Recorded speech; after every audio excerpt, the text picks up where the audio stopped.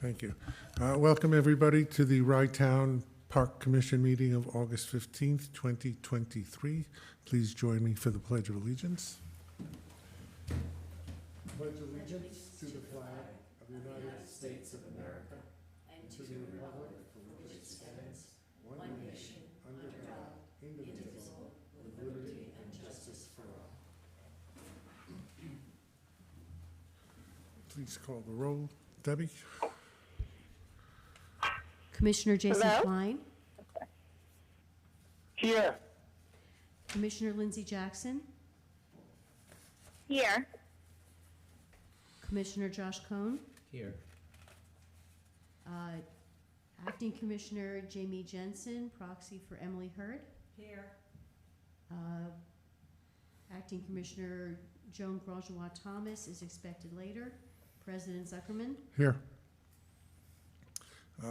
May I have a motion and a second to approve the minutes of July 18th, 2023?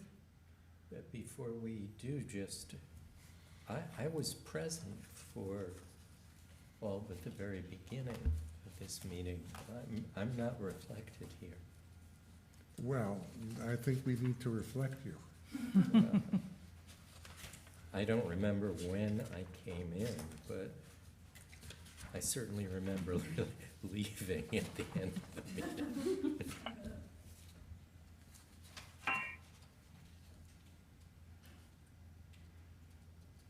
Right? It doesn't say you were absent.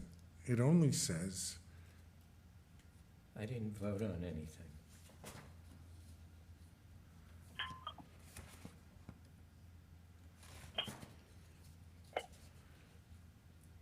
you sure you were here? Yeah, Fritz was here, and Yeah, I remember. You greeted Fritz. so I was on Zoom. Yeah, and I see that Mayor Cohn is not here at all, so I think that we should review these and put them on the agenda for next month. Will do. Agree? Okay. Resolution to approve a change order for the Rye Town Park Bathhouse window replacement in an amount not to exceed $140,000. I had submitted a memorandum regarding this matter, and so has our architect, Gary Gianfrancisco of Arconics. I'm going to bring Gary in to tell us what this is, why we need to do this. And we have pictures. Mr. President, members of the commission, Gary Gianfrancisco, Arconics Architecture PC. I'm going to take you through my memo, which is in front of you at this moment, and then we'll use the photographs to clarify exactly what it is we're talking about. The recent exploratory probes at the exterior facades of the bathhouse have uncovered two very different conditions, each requiring their own remediation.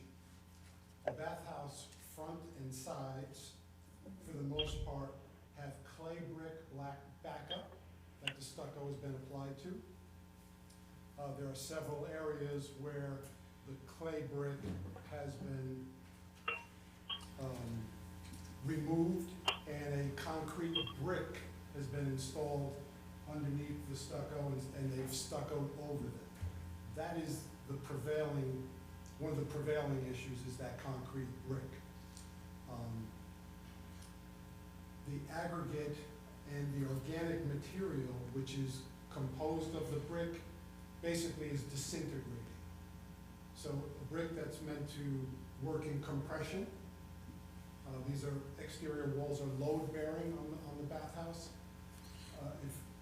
If you apply direct pressure, the brick crumbles. The concrete brick crumbles. Is that the concrete brick or the clay brick? This is the clay brick. This is Exhibit A, and basically what we're depicting here is the delamination of the stucco. So this is pretty sound masonry backup.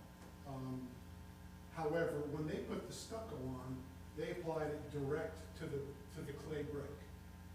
And whenever you get a hairline crack, the stucco obviously cracks and starts to open up. But in this instance, and I'll show you the next photograph,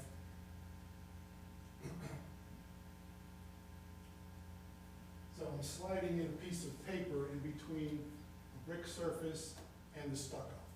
So even if it sounded solid, it's not until we opened up some things that we really were able to determine what was going on. So in this case, it's stucco delaminating from a concrete brick. This is part and parcel of the first photograph where we showed you brick and the delamination. Now this, on the surface, looks sound. It's not until you pull this off and you can start to see that the stucco has adhered for 80 years, perhaps 100 years, whatever it was, but it's pulling away. Making a repair of going over the existing stucco foolish at best. So are you saying that the existing stucco has to be peeled off Correct. and the whole facade has to be re-stucco? Correct. We've just basically almost completed the installation of the windows and the stucco that surrounds the windows. And in that instance, we took all the stucco off. Where there was stucco, there was masonry block that we applied stucco to above the windows, but wherever there was stucco that we did new, and we went down to the masonry surface. And it's only having done that we realized the things that were going on underneath.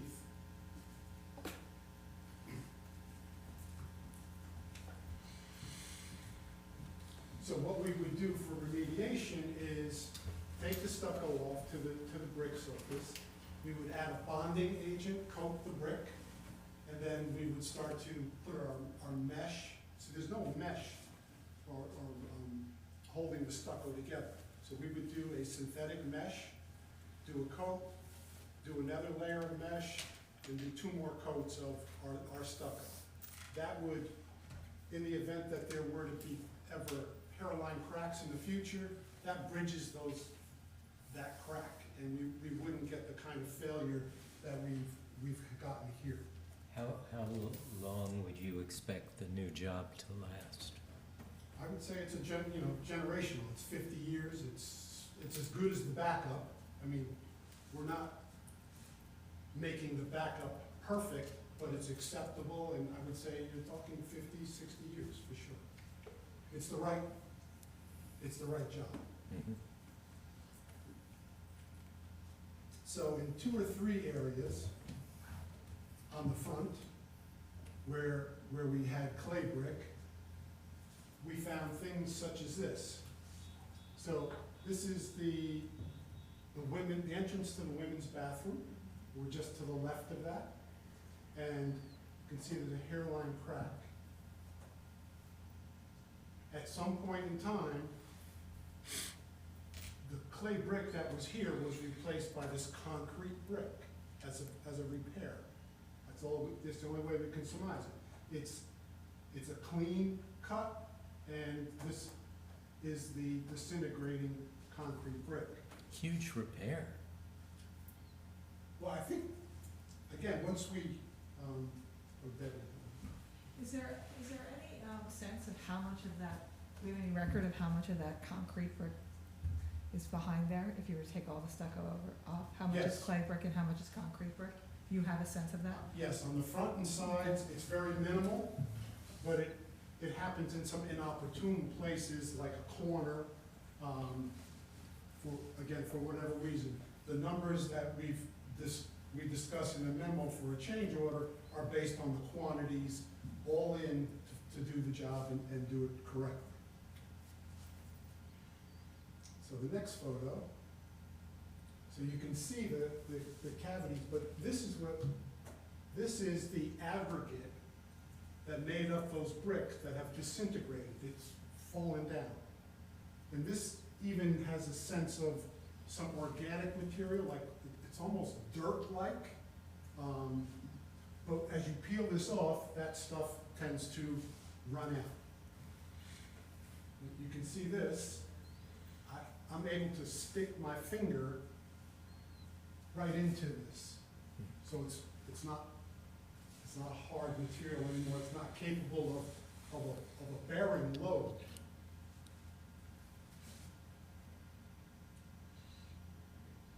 And there's another shot of the finger. You can see this almost looks like dirt. For whatever reason, you know, we try, as architects, we try to figure everything out. Back in the day, there were lots of independent little yards that made block. Not like today where they're manufactured and there's standards, and they were made in, you know, there was a yard on Cottage Street back in the day. And so there were no controls, there weren't those kind of things, and that's the only thing I can think of, because the building now, because of the new roof and the overhangs, we're not taking on water anymore. So for that to have been disintegrated, I think is just the breakdown of the mortar that must have been in that mix. So the repair for something like this is to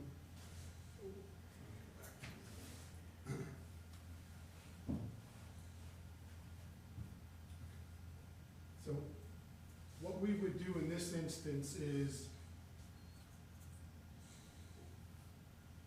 we would find a bearing point, or we would make one. We would open up a well, put some high-strength, quick-setting grout, and we would do that in like maybe 6 places on a 4x4 sheet of welded wire mesh, which is big mesh.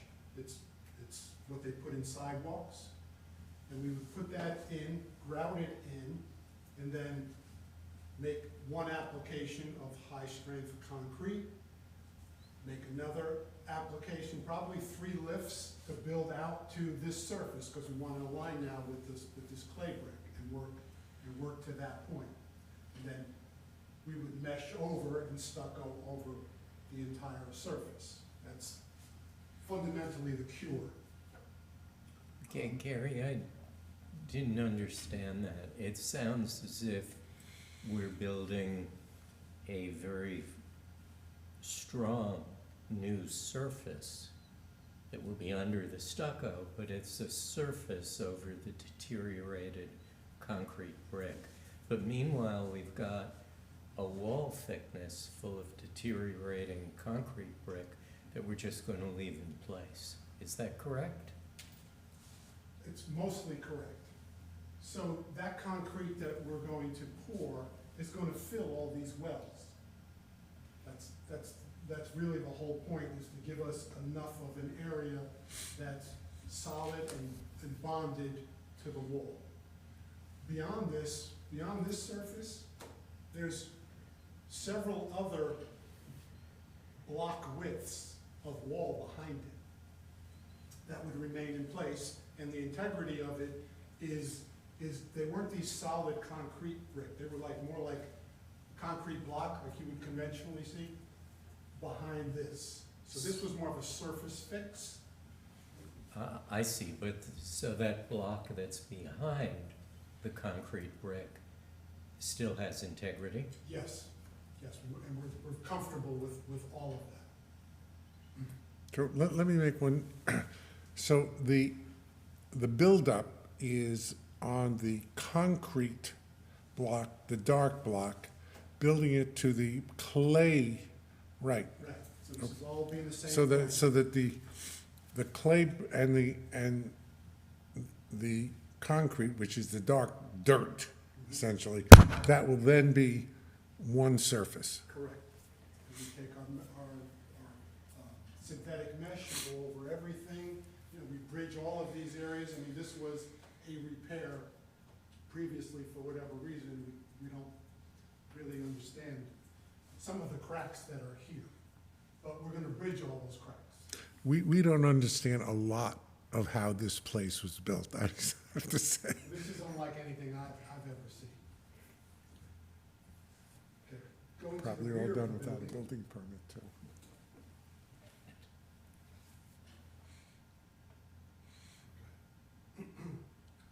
So, this only got exposed during the course of our work up here. This is all the new work. And during the course of doing this, that whole chunk fell into the parking lot. Fortunately, it's barricaded and everything else. But it exposed to us that this is a similar concrete block to what I was showing you on the front. This is not that concrete block. But we've taken all this stucco off, and again, we've done our mesh and we've bridged everything. What's held up better than the brick are the mortar joints. Here you can still see the mortar joints from when the brick was originally laid, that concrete brick.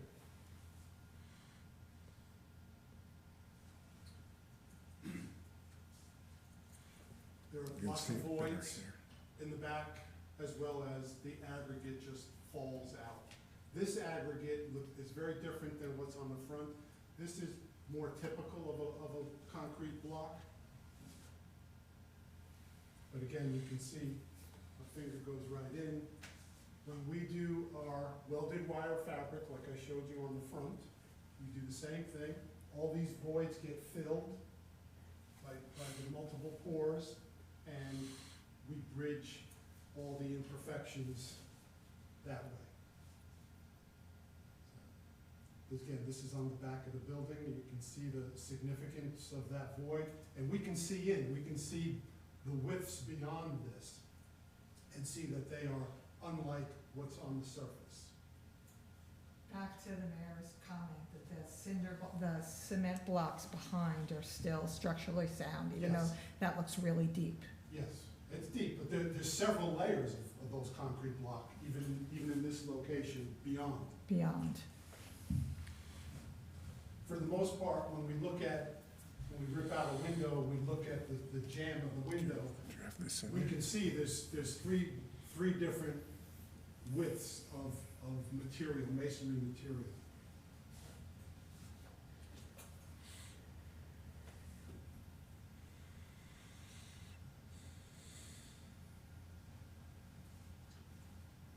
That's basically it for the show and tell of it all.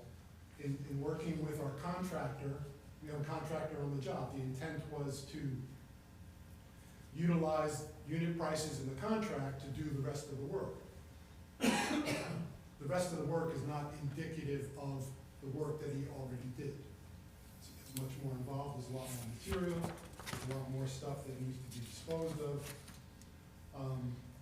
But based on the descriptions I've given you for the three different kinds of conditions, the contractor has quoted a price for the front and the sides, which is different than the back. That back is an animal unto itself. The front and the sides is $200,000. The rear wall alone is $140,000. Collectively, $340,000. The key to all of it, you can choose to do just the front and sides. You can do just the back. Whatever doesn't get done under this contract, however, these numbers won't be standing anymore. You'll have to go to another bid. But if you decide to do the rear of the building now, we know it's $140,000. If you forego the front and the sides for now, we have a number of 200. That number won't be valid moving forward. There's a certain economy to doing it all now because insurance is paid for, scaffolding is on the job, they're mobilized, they have equipment, and if we close out this contract and don't do that work, it'll be another public bid. I just want to be clear, when you refer to the back, that is the flat wall overlooking the parking lot that you're referring to, correct? Correct. Okay, and then, so the sides and the front are the the entrance, the restroom entrances, that's the front of the building? Correct. Okay.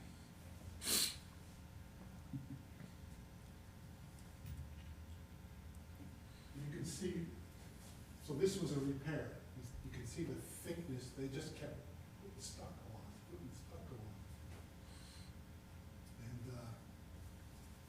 And if what this is laid up against doesn't adhere, it's coming off.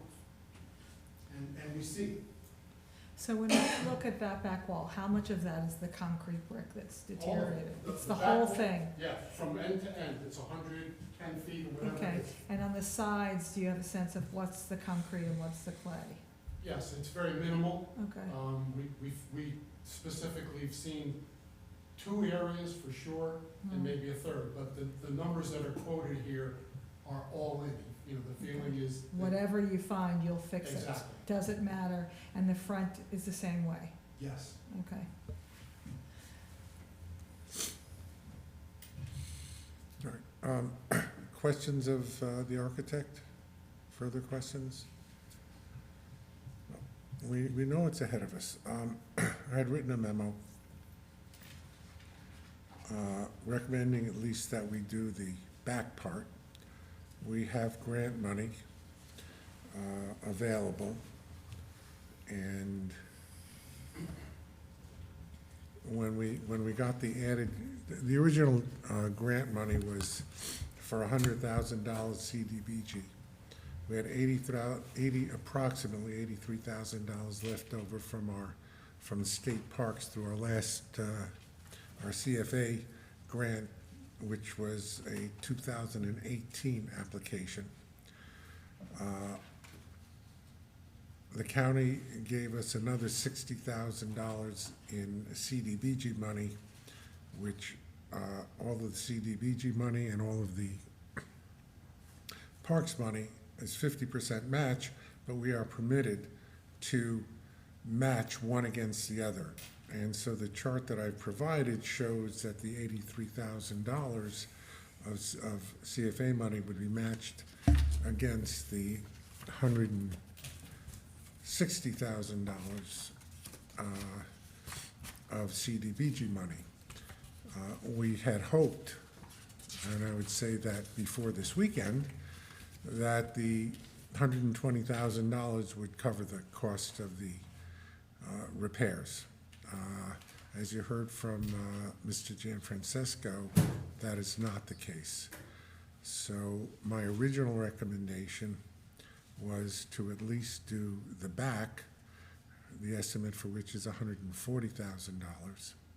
And that would result in a local match for the city and the town of $89,300, $53,580 for the town 60%, and $35,720 for the city of Rye proportion. And that is what the change order resolution reflects.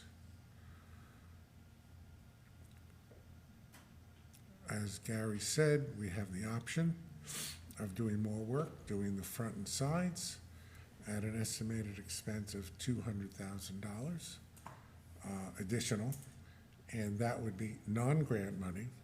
That would have to come out of the capital funds of both the city and the town. And the town's share would be 60% or $120,000, and the city's share would be 40% or $80,000. I've only spoken to our financial people about doing the back. And I would like to see us defer the rest of the job and get grant money to help fund it in the future. I understand we laid out the alternatives.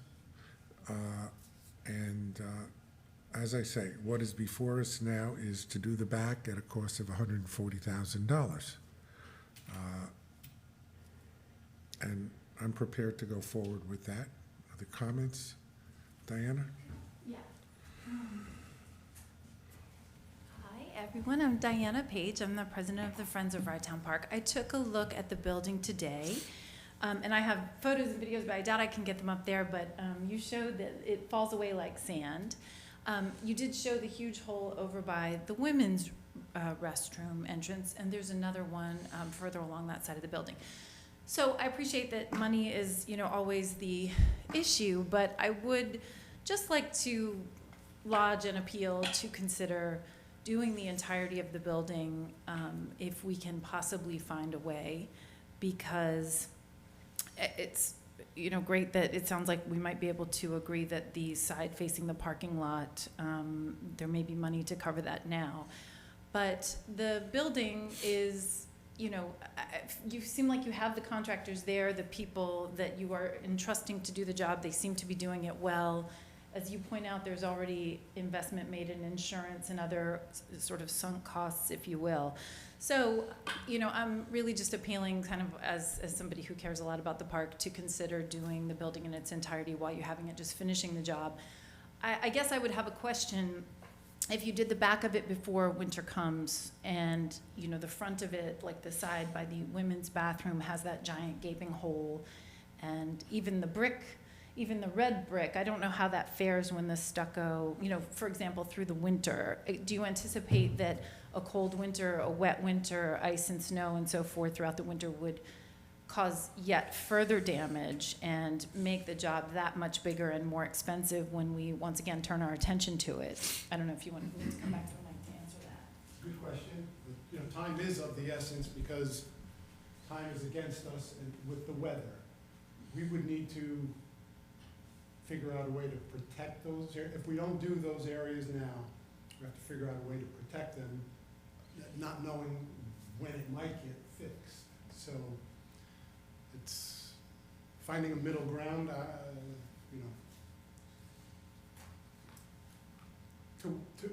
nothing gets better with waiting. Right? It's gonna cost more and you're gonna have continued deterioration. How long is this project? How long does it take to do this project? Like, when will you be done with the part that if we pass this resolution tonight, will be done? The rear work, Yeah. if we do the rear work, we're looking at pretty much the onset of cold weather. You're probably into October.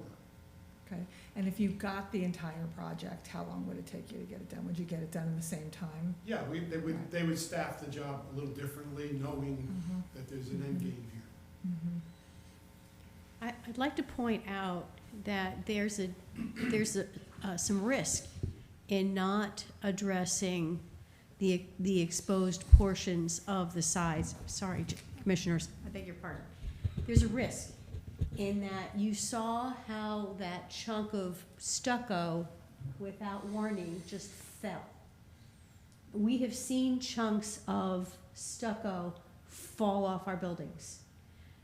And to leave the sides and the front unaddressed is to also leave the possibility, not all that unreasonable statistically, that it could happen. And at an inopportune time when someone is within range. I think that at the very least, we would have to make temporary repairs at the front and side to at least hold the building together until we had a permanent solution. If we only go forward with doing the rear at this time. I think that, Josh and I have had many discussions since we've both been on the commission as to what the process is for the city and for the town to approve this work. I don't have a problem talking to the town council about doing this because, after all, this is $120,000 on the town's dime. And, I don't know if the council is, what their view would be at this time to go forward without any grant money. I don't know if Josh wants to talk to his council and get their feeling, Yeah, but we only spoke today, Gary, Yeah, I know. about doing the back of the building. That was our conversation, and that's what I spoke to Rye's financial control people about. That's what I'm prepared to vote in favor of. And we did not have any conversation at all about doing the front and the sides.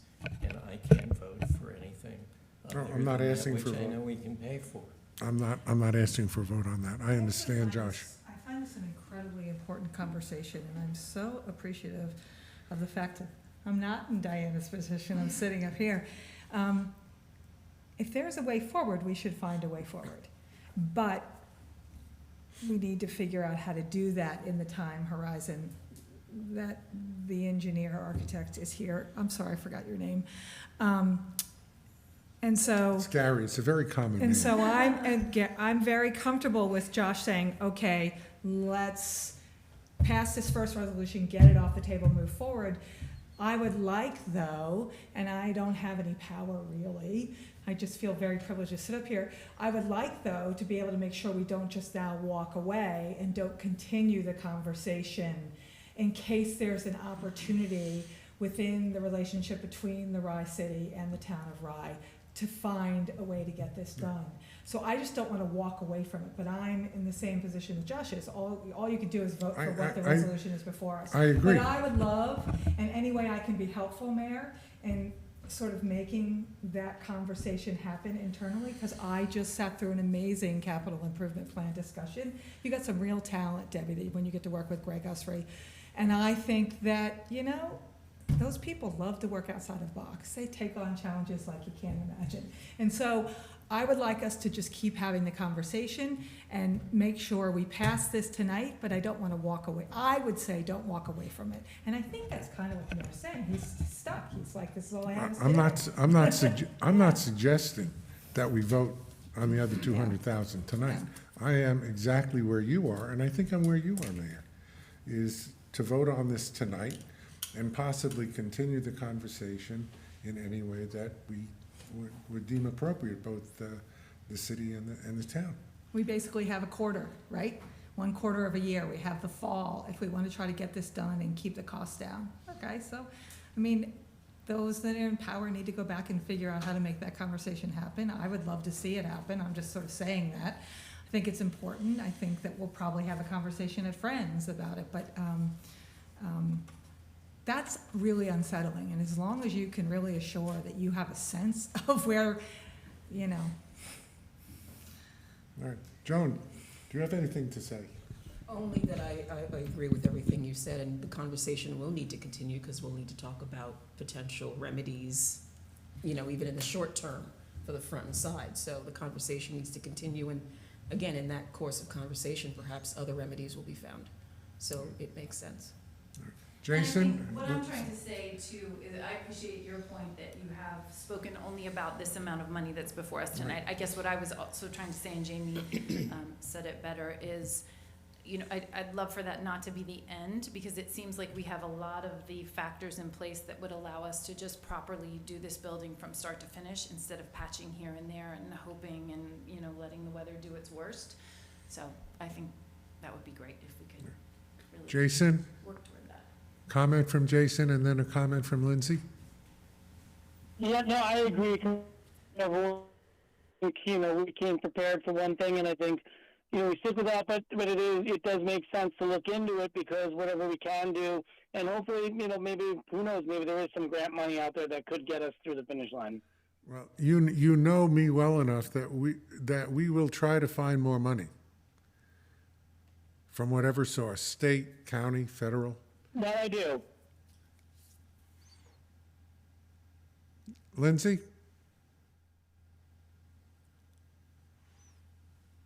Is Lindsay on? She's there, but she's on mute. Lindsay, you're on mute. I think, did I just unmute myself? No, you're there. We hear you. Hello?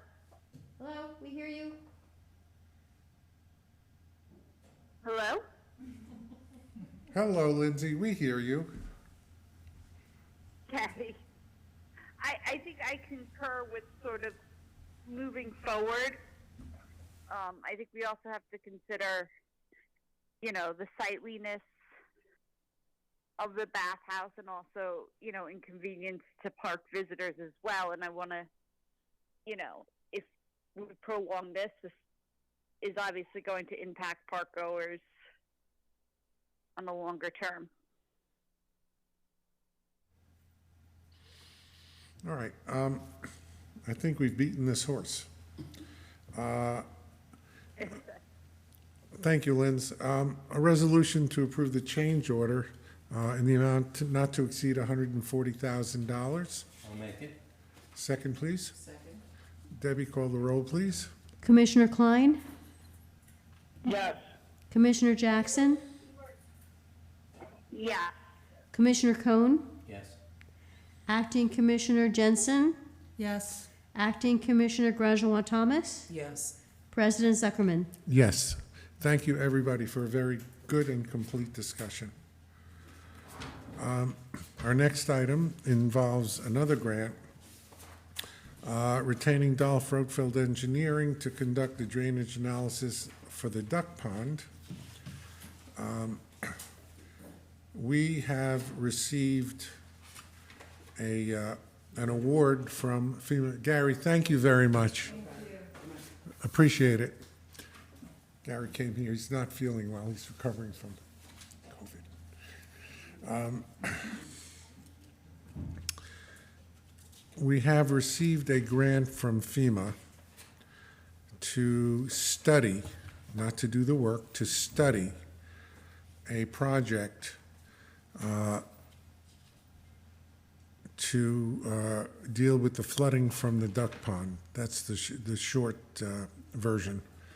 The grant is in the amount, actually, the total project cost for the study is $54,500.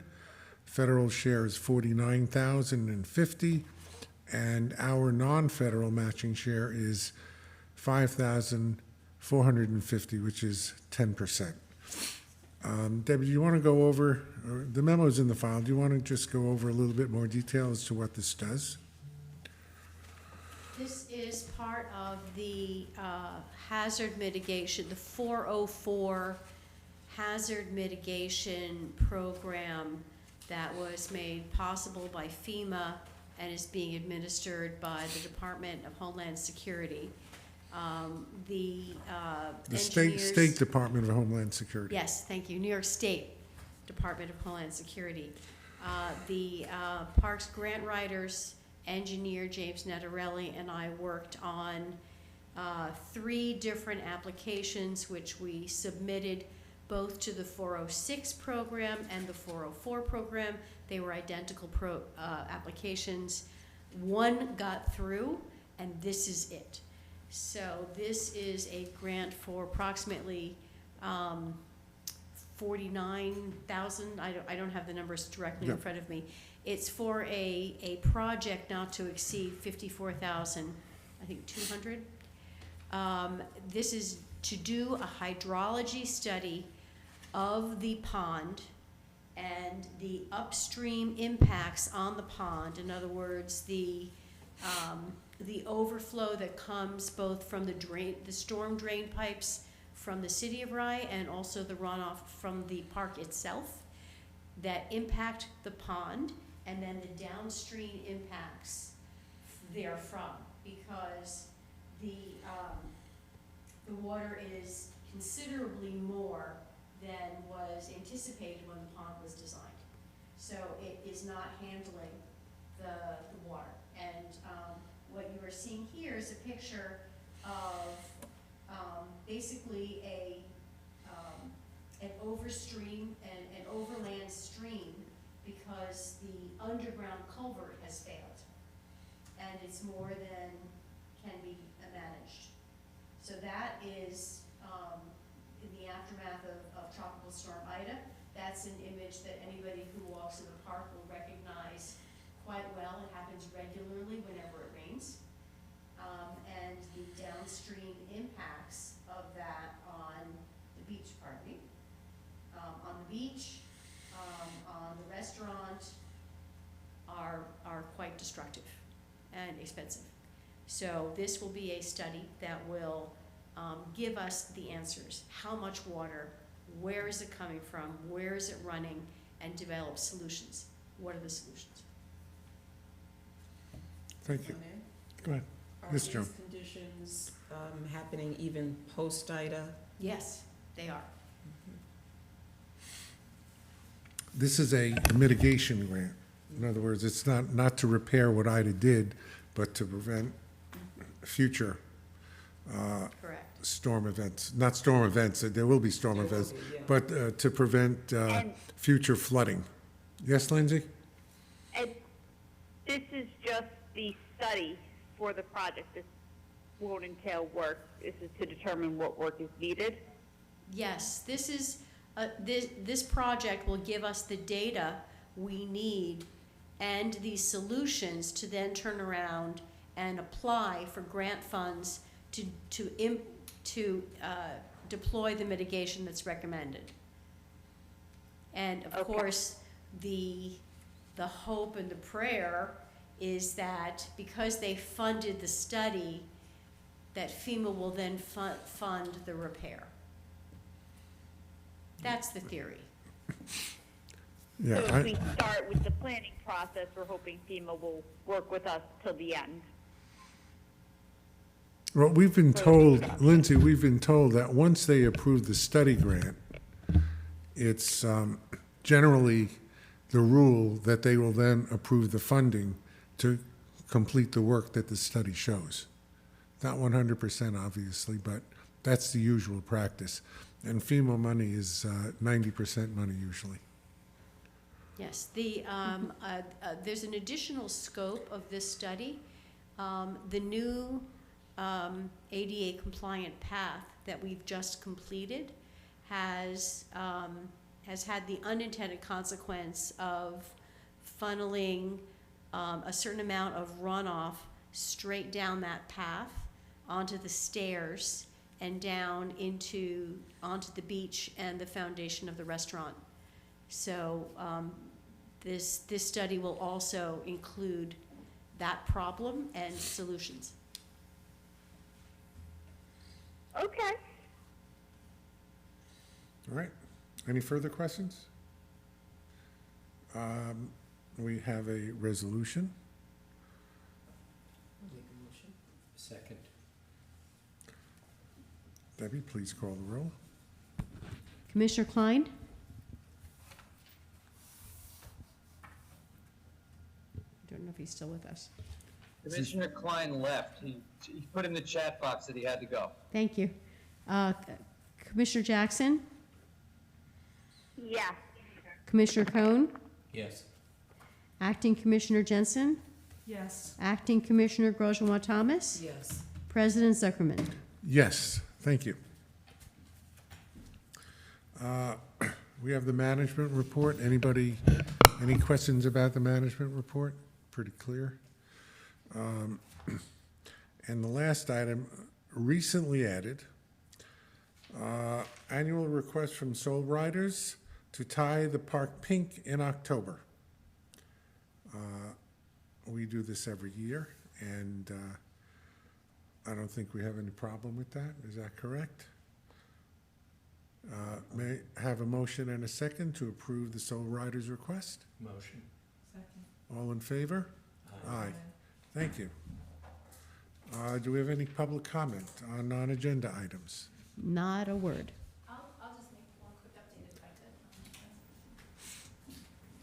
I could. So, hello again. You want me to say my name again? No.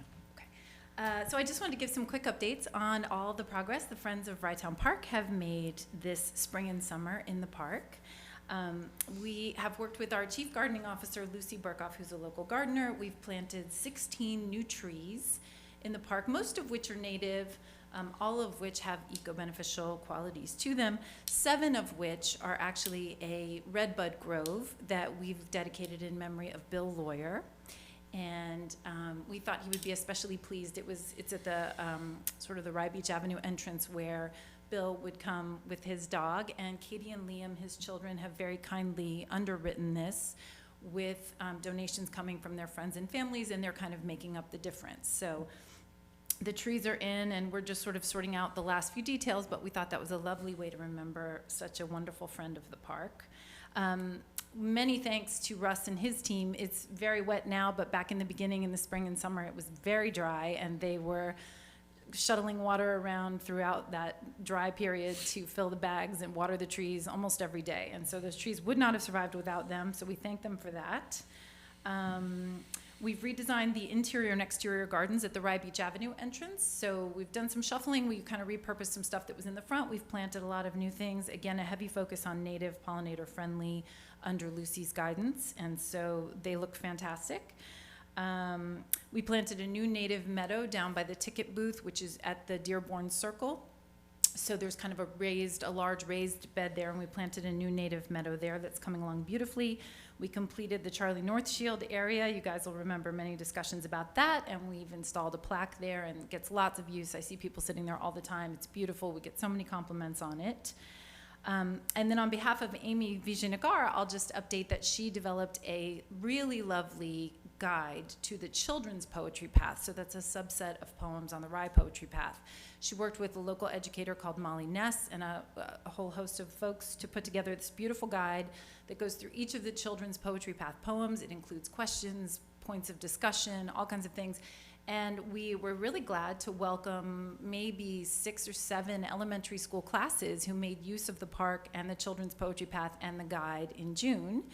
And Russ, again, came out and met with a lot of those classes individually. I walked over and met some of them. Russ was there for really every one of them. And it was a great opportunity to get these kids, I know the Milton kids walked. It was a great opportunity to get these kids out of their schools and into the park as a classroom. And they learned a lot. The teachers loved it. And I think that will only grow. So that's outstanding.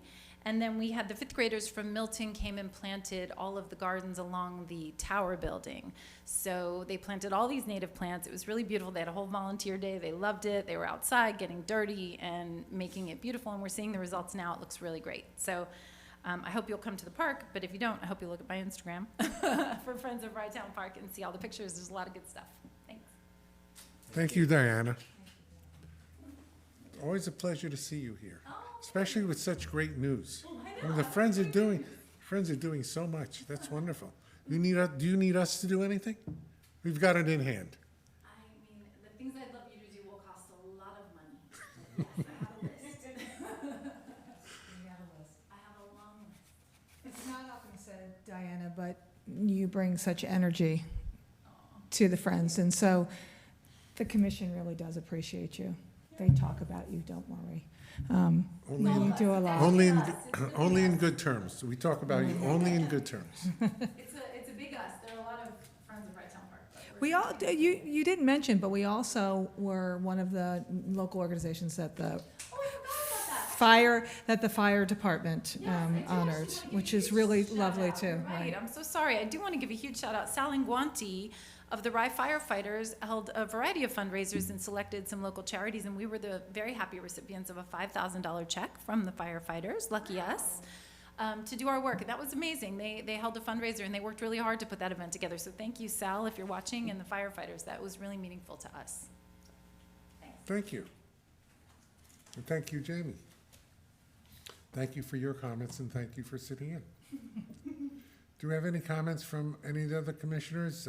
Lindsay, you're the only one left. Any comments? No, I'm without comment today. Apologize. It's okay. Joe? Nothing. But I do have a great appreciation for the Friends of Rye Town Park. It seems like they are doing a lot these days and moving forward, and that's great to hear. Thank you. Mayor Cohen, comment? No. Neither do I, except to say thank you to everybody. I think we had a productive meeting tonight. And August, no less. in August, no less. Motion to adjourn. Second. All in favor? Aye. Thank you.